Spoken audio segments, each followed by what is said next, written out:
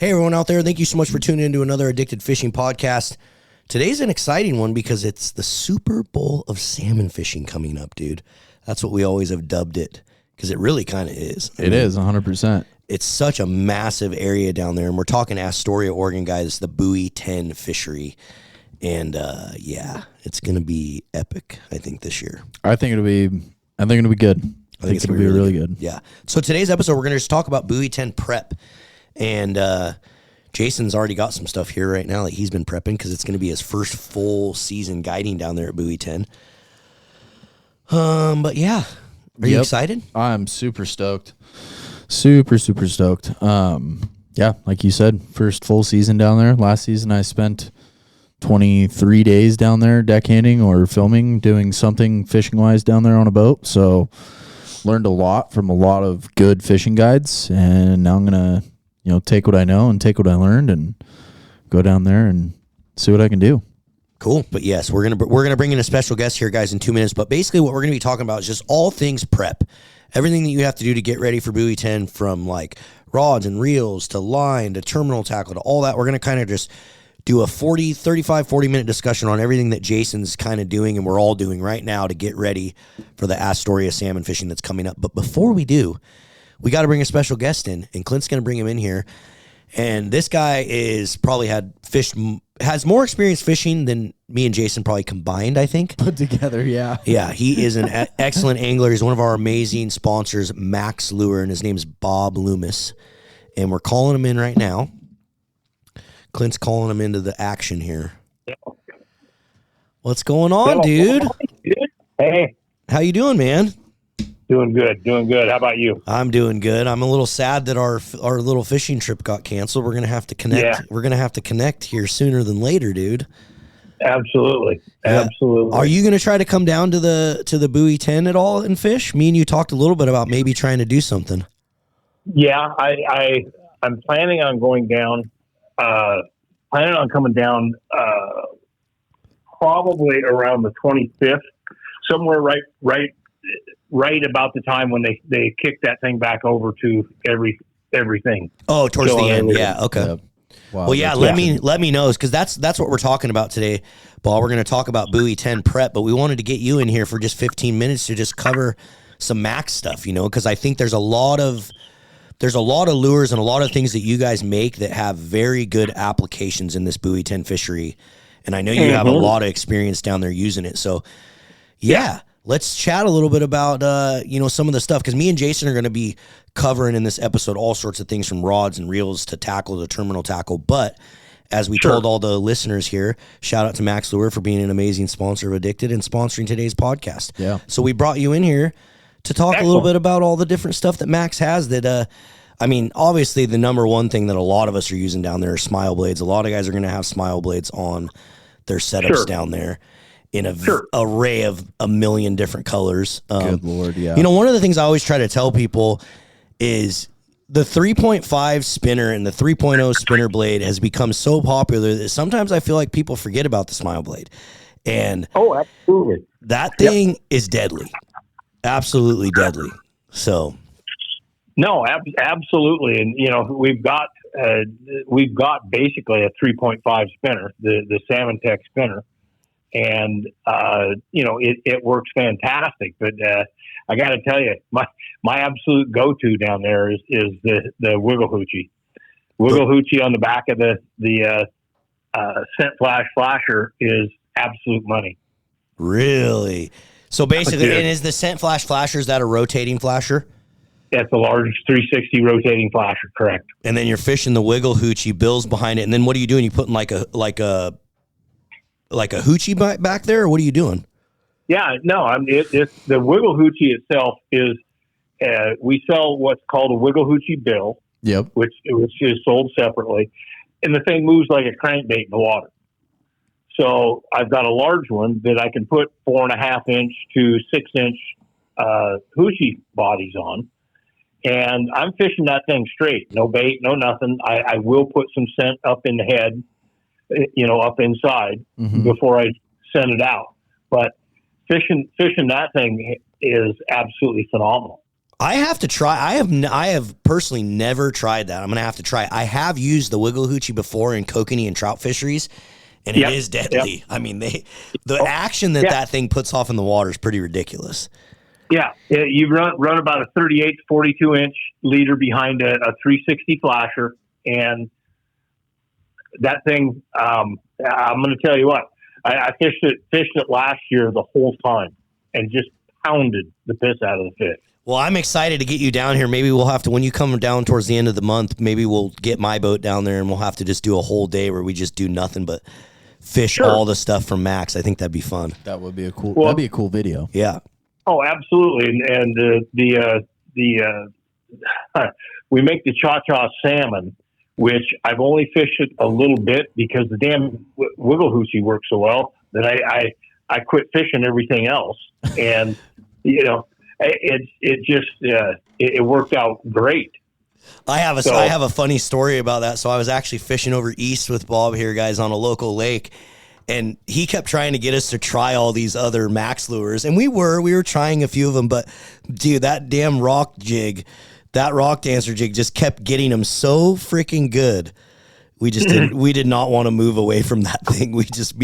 Bob was like, "Hey, tie this spinner on, like it'll work really good." I just could not take that rock dancer jig off. It was so good. Hey man, if it's working, don't take it off. That's for sure. It's a typical fisherman. Yep, that's what we do.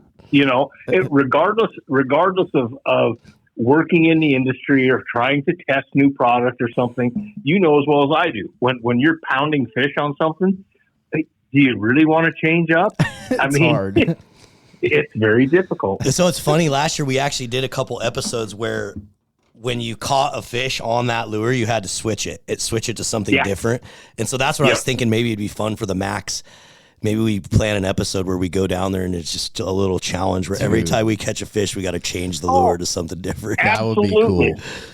That would be really fun. Yeah, absolutely. I know Jason's got some dates available. I'm going to have to look at the calendar here and see what we can snag up. You might have to come up a little bit earlier than the 25th, though, Bobby. Yeah. Well, there again, maybe I can come down a couple days early and fish with you guys. I'm going down with Dwayne and shooting a show. So nice. Well, yeah. After this podcast, we'll just connect after something. Try to get some. Maybe we can lock in some dates where you come down and fish with us too. That'd be fun. Okay. All right. And you're coming up next week, right? I am coming up 2 weeks. Yeah, 2 weeks. I'm going to be up there on July 23rd through the 27th. Okay. All right. Well, there's I'll find something that we can go out and do one day, just so you get out of the house. Okay. I love it. I'd love that. That would be fun. That would be fun. All right. Okay. Well, so what else? What other lures do you think, if guys are not, very familiar with Max brand, or they're listening to this podcast and they're going to be making their way down to Astoria or into some of these salmon fisheries that we have coming up, what should they be looking at? Well, a bunch of my friends that remember I lived down there for 25 years, so I know everybody down there, out of Milwaukee, and a lot of those guys are fishing, small hoochie bodies, two inch hoochies. They're fishing small profile type stuff, and whether they're fishing a 360 flasher, they're running something to give it some type of movement. That has always been a big thing, but I'm basically putting a smile blade in front of everything, so that I've got some type of contrasting color, something that's going to flash, something that's going to attract and bring fish a little bit closer. And I think that's so underrated. Like, even guys that are fishing herring and bait down there, I know a couple really good fishermen that even though they're fishing like a herring, they're still sliding a smile blade or something down in front of it. Yeah. And you guys got to remember, 30 years ago when I lived down there and was fishing that fishery, the only thing you fished was a 7-foot herring leader and a herring and a lead, and that was it. I mean, that was the game you played. Yeah. And nobody was fishing any type of hardware, any type of different types of lures, things like that. So it was just a situation that everything grows, everything changes, and the next new shiny trinket that comes out on, everybody jumps to it. But bottom line is having that spinner blade on there is going to, whether it's a regular blade or whether it's a smile blade, adding that attraction to that herring absolutely adds to the whole game. I mean, you get an extra 4 or 5 bites than everybody else. Guess what? I want it.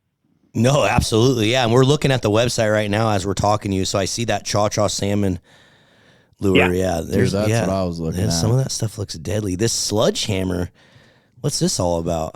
Dude, the sledgehammer is an absolute hammer. That's a tool. It's made on wire.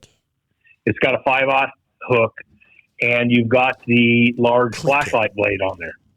And the flashlight blade is glow and silver. So attraction wise is fantastic. You get a little bit of movement, side to side type movement out of that thing. And I got to tell you, that thing is trying to get people to use it in the river is very difficult. Out in the saltwater, I know a lot of guys that they won't fish anything but.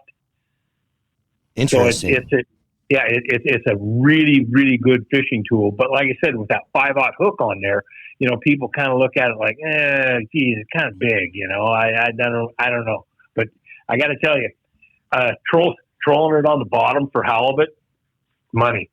Trolling it for salmon, putting a herring strip on it and trolling it for salmon, money. I mean, it's a great fishing tool. Do you know anyone using them like behind a 360? No, those actually, even the cha-cha salmon, because it's got the 2.8 inch file blade. You don't have to use an attractor with it. You can fish it straight. Yeah. Yeah. I mean, and it works very, very well. Well, I know a lot of people in specifically the Columbia River that swear by those flashlights, like they absolutely swear by them. And so, it just would be interesting to know like what it would fish. I mean, people are obviously buying them because there's a couple colors on your website that are sold out. So, yep, exactly. And this time of the year, everybody, fishing down there at the mouth of the North Fork or the mouth of the Cowlitz where the guys are playing, they're catching, 20, 30, 40 fish a day on those things and trying to keep it as quiet as they can. Yeah, exactly. That's a fact. That's a fact. Hey guys, I didn't say it. He did, so don't be mad at me. I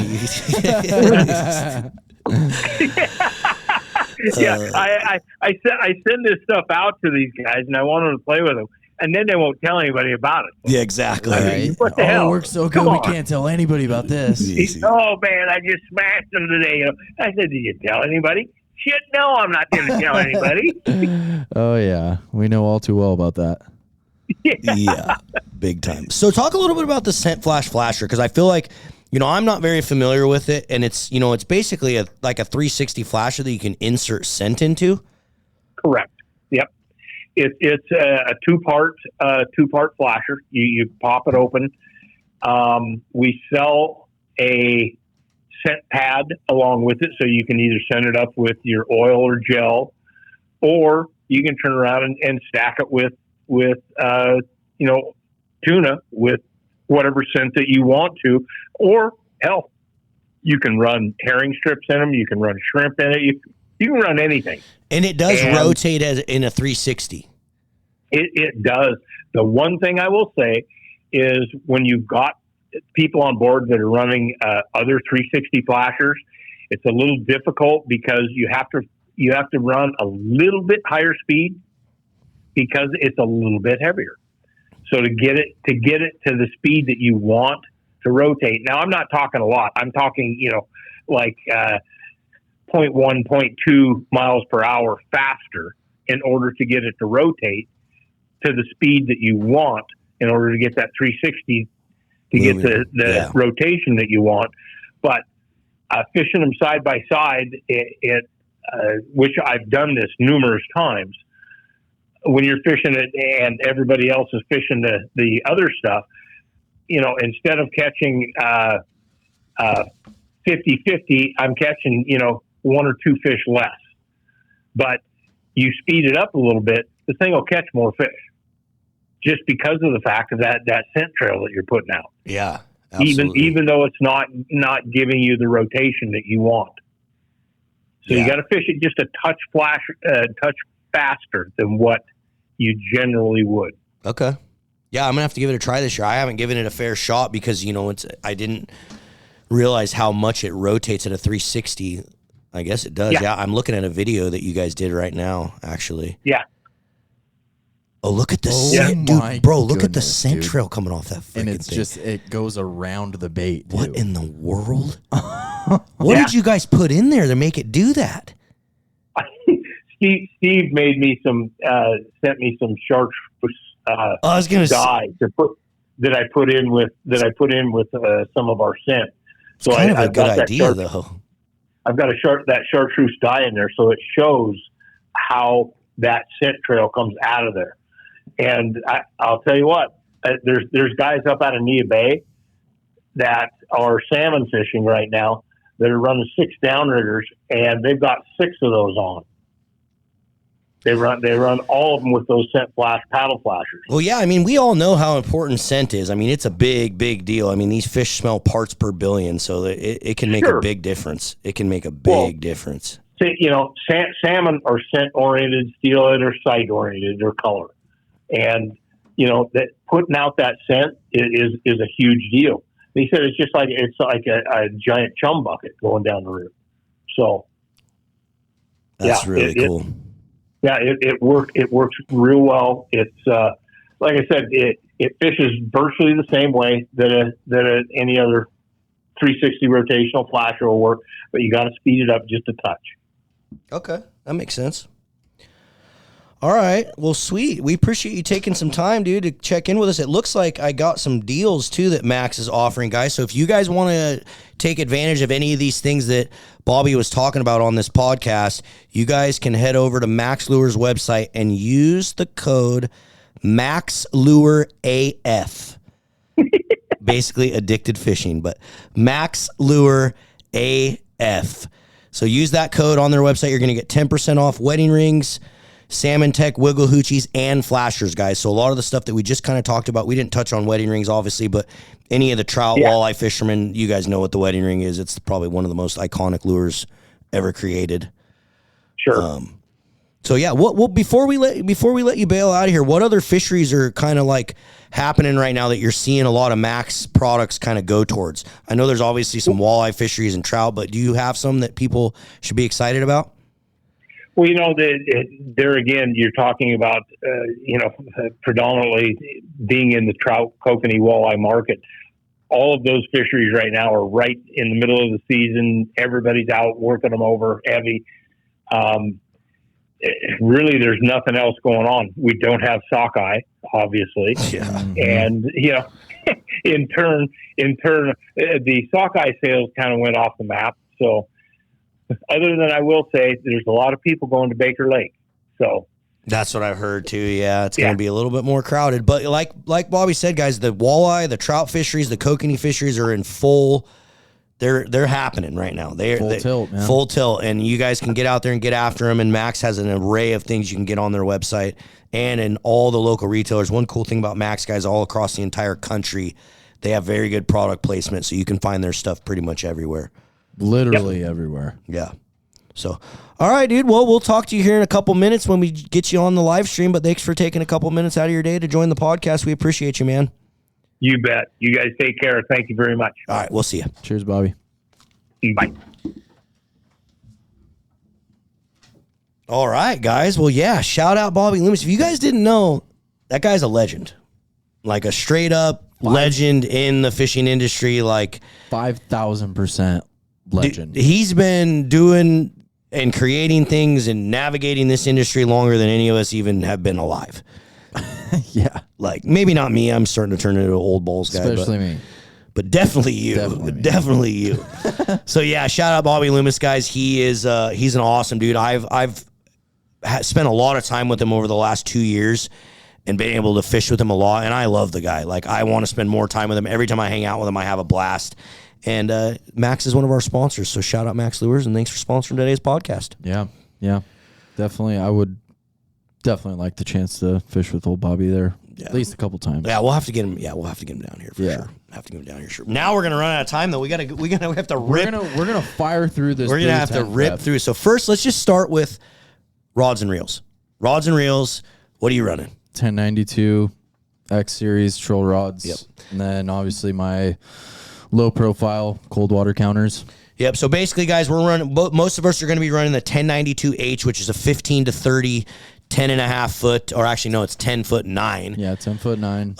Salmon trolling rod. It has just the right action for 360s, but also trolls herring and stuff well. It's a really, really good rod. But what you're looking for, guys, is something in that 9.5 to 10.5 foot, in that 15 to 30, or even what's the other one, 20 to 40 rating? 20 to 40. If you're wanting to get a little bit heavier rod, so you're looking for that kind of stuff. And then line counters are imperative. You know, we love the Okuma. Obviously, they're one of our sponsors, so we have all Okuma. We love the Okuma line counters. They just came out with a brand new cold water SS, which is legit. I really like it. I put it on 2 of my rods the other day just to kind of get it spooled up and see how it looked. I like it. I like the carbon fiber handle. Yeah. Super nice reel. So definitely do that. But again, if you're not an Okuma guy, if you're like, oh, I like Shimano, whatever, like, then get Shimano. We don't really care, but just, you got to have a line counter. Like, make sure. Yeah, knowing how far out you are, because, I mean, you never know. You get bit at 50, and then you're like, damn, I can't remember how many, pulls out I was, or, every time your line goes side to side on your reel, how many times I was out. But if you have a line counter, that is not an issue. Exactly. Set it back out to 50. Braid. Braid's going to be 65 pound, high vis, our new Enforcer braid. Yep. All of us are going to be running the 65 pound Enforcer, guys, which we have on our website. It's a no fade, high vis braid. We have it in like a nuclear green and a nuclear orange are the 2 colors. So the high vis is really nice when you're fishing those fisheries, guys, because for one, if you're a guide or you're fishing with people that are newbie, you can see the line angles, you can see what the line's doing and see where they're fishing. Also, the line angles on your trolling. Yeah, for sure. And down there, there's a lot of different currents. So sometimes you're what we call crab walking, where your boat is kind of kicked to a 45-degree angle and you're trolling, not straight, but kind of straight in a sense, but your boat is tilted just because of the way the current is. For sure, that makes a ton of sense, and you'll be able to see that a lot better when you got high vis line. 100%. Yeah, absolutely. And are you putting backing, or are you just running straight braid all the way? I just run straight braid the whole way. So, and most of us are going to use 65 pounds. Some of the guys are using 50 pound, but I like 65. 65 for sure. Okay, let's see. So now let's talk terminal tackle. Leaders, fluorocarbon or mono? I'm a mono guy. I like my 50 pound mono. Yep. 50 pound mono for everything. Spinners, super baits, cut plugs, even bait. Like bait. Cool. I typically run fluorocarbon, but a lot, like, I kind of go back and forth between the two. Like, I'm not really like set. It's kind of like, oh, what do I got in my garage to tie my leaders with? I mean, dude, I have a 600-yard spool of 50-pound ultra green. Yeah, so, and when these fish are not line shy, guys. Like, even last year in our fall fisheries, like in the backyard in like the Woodland, Richfield, Longview area, I was using 60 pound. Oh my god! Because I was just getting tired of like hooking really hot big fish and straight wire, dude. Yeah. I'll use wire, not even care. Yeah. Okay, let's talk about flashers. You gonna use 360s? You gonna use triangles? Oh, 360s for sure. 360s and the chrome, some variation of chrome, but the mirrored chrome with the UV, half and half. Yep. I also really like the mirror chrome with some sort of chartreuse green, but probably my favorite is just the straight chrome. Yeah, same. Short bus flashers, guys, 360s. We love short bus. That's pretty much all we're using, and he has so many colors on his website that you can choose from. It's a little mind-blowing. A little overwhelming. It's overwhelming for sure, but as you know, and as you see in a lot of our videos, most of the guys are using chrome or some variation of chrome. Yeah. Like, no question. Yep. So what about your boat? Did you go through your boat and like check your batteries and your fuel system and your main motor and your kicker and your trailer bearings and your trailer lights? Did you check all So that? that is not this week's to-do list, but next week's to-do list. Like that will be the time where, you know, my dad has a shop, so I just usually take it up there. We literally go through everything, do oil changes on the motors, lower unit, you know, fluid change if I need it, which I'll definitely need it on my kicker. Luckily, with my main, you know, that was just switched over to the prop, so that'll be good until probably after the fall. But yeah, I'll definitely do all of that. Trailer, I'll get new tires before I head down there, so I'll hit up Les Schwab, make sure I got new tires, check the wheel bearings. Luckily, I adjusted all 4 wheel bearings, so should just have to do a little looky-loo on that, you know, pump them up a few times, call it good. And then, yeah, that's pretty much make sure all my lights are working, make sure all my plugs are, you know, not corroded at any point, you know, just go over once. It's just basically a once over everything, and, you know, giving yourself enough time to be able to address the problem. That's the other thing. And like, ideally I would like to be doing it this week. That way I would have 2 weeks to kind of, you know, get everything dialed. But the fact that I've done, you know, a lot of maintenance to my boat throughout the year and added a couple new things, you know, I've kind of been doing all of those things that you should check, you know, throughout the year. So Yeah, I'm you're using your boat a lot, pretty yeah. dialed besides the tire thing. So spinners, super baits, or bait? Dude, I'm probably going to run all 3. Yeah, and I feel like there will definitely be times where, you know, I'll have more super baits out than spinners, or more spinners out than super baits, or more bait out than spinners or super baits. But I feel like, especially when you're running 6 rods, I mean, it's just, I don't know, unless you're just super tuned into like, oh yeah, this is like, there's a reason why, you know, you can run 3 different styles of baits. You know, you can run bait on 2 rods, super baits on 2 rods, and spinners on 2 rods. Whatever's getting bit most, switch out. You know, especially, you know, early in the day. You know, find what they want. But I would say a combination of all of them, really. Cool. What about you? Same. Yeah. Yeah. I mean, it was hard last year because like I'm getting more and more to where I'm like, so last year, you know, 2 years now, I've fished with a lot of guides down there. And you know, last year I did that 7-day series, and it was like so many of the guides used a lot of bait. Like, and I saw so many scenarios down there where I just thought it was a waste of time. A waste of time and a waste of money. Like, For sure. I fished with Josiah, for example, and Josiah had 6 super baits on all of his rods, and I had the best day that I had down there with Josiah. Now, it could have been a timing thing, whatever. You know, there's a lot of different factors that go into play, and I know there's days where it's like, guides will be like, if you didn't have bait today, you were screwed. And it's like, I just don't see it, because it's like, there's bait in those things. Yeah. And the nice thing about those is, like, you're running bait, you get bit, it lets go, the fish lets go, you just drop it right back down. There's no reason to reel it back up and check it, you know, and rebait it.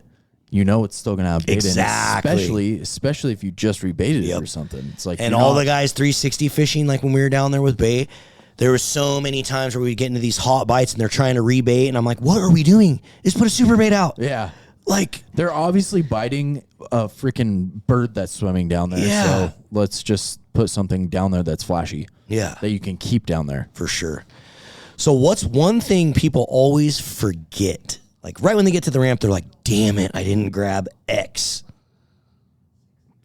I would say probably their leaders. Like I feel like that's one thing that I know that I had a buddy call me last year when I knew I was heading down in the morning. He called me and he was like, hey man, I don't know if you're doing a late start or something, but I literally forgot my leader box. And it was just one of my buddies, not a guide or anything, but he was like, dude, I literally have no leaders. I have the leaders that are on my rod, but that's it. You know, obviously he had line and hooks, terminal tackle to tie him on the water, but I mean, unless you have somebody on the boat that knows how to tie him, you know, you're definitely screwed. So, and I was on my way. I was gonna say ice. Or like, ice. Yeah, there's a lot of times where I'd be like, damn it, dude, I don't have ice. Like, dude, ice is such an imperative thing down there too. Because I mean, yeah, your water temperature is a lot cooler than upriver, but it's so still, hot you usually. don't want. you don't want your fish to just be chilling in freaking 60-degree water, 58-degree water. It's not ideal. For sure. So let's talk a little bit about like the biggest gear mistakes that we see people making. And I've even made a few of these myself. Like, I think one would be, let's see here, like waiting until opening morning to rig everything. Have we seen that a couple times? Yeah. Yep. That Dude, is definitely the amount of times that I have like showed up, and it is kind of embarrassing. I'll never name any of these fishing guides, but there is a lot of them that I've like shown up, and then they're like rigging their stuff like when I get there, and I'm just kind of like, I have never understood that. Like even literally any of the fisheries that a guide takes part in, like you want to just have your stuff ready and know that you don't have to get to the river, an hour early and rig your rods. Yeah, that's like just show up, plug and play. Who even does that? Like, that's the stupidest thing ever. Okay, what about fishing dull hooks? Do you ever think that's an issue? Probably not with any of us because we're like switching our leaders out so much. But well, I mean, if you have enough leaders tied, it shouldn't ever be an issue. Yeah. I know, like, a lot of times with Cameron, like, he just, new leader. Oh, yeah.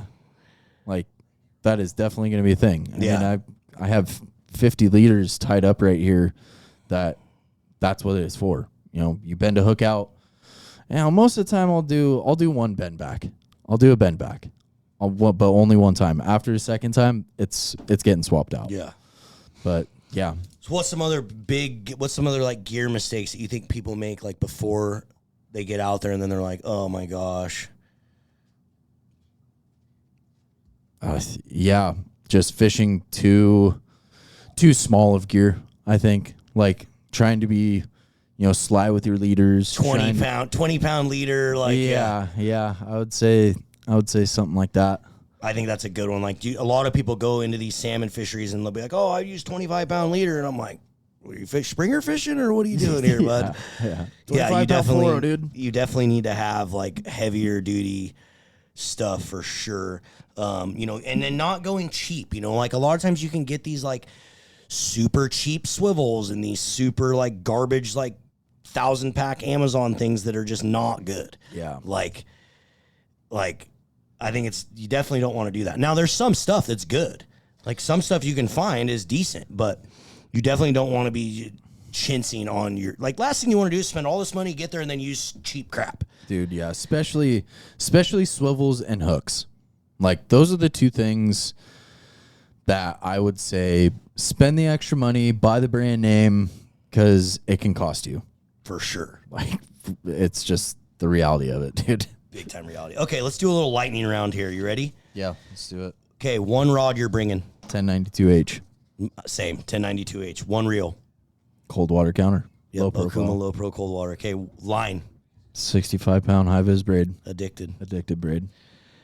Okay, one flasher. Dipped chrome, baby. Chrome 360. I knew it. This is too hard. We've kind of already said all this. One spinner.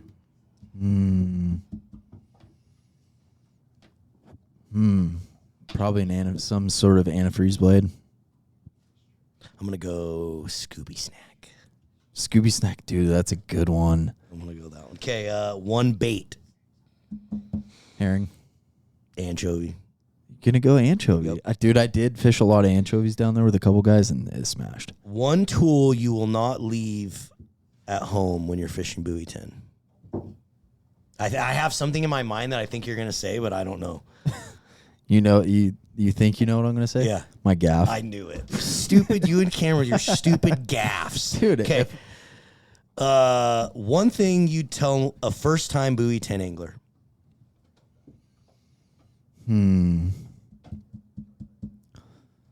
Make sure you look at your tide.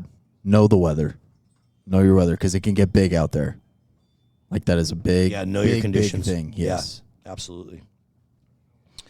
Okay, final preseason reminder. What one last thing that you should tell people? I mean, let's just start with, I have a handful of days left. I love it. I mean, get out with Jason and guys learn the fishery before you go fish. Yeah, if you guys want to go out there and learn a little bit about it, hit me up, steelobsession.com. I love it. Yeah. I love it. All right, everyone. Thank you guys so much for listening. We got to get over to a live stream here in 9 minutes. But thanks so much for listening, enjoying these podcasts. We're going to keep recording them every single week. And until next time, we'll see you guys on the river. Cheers.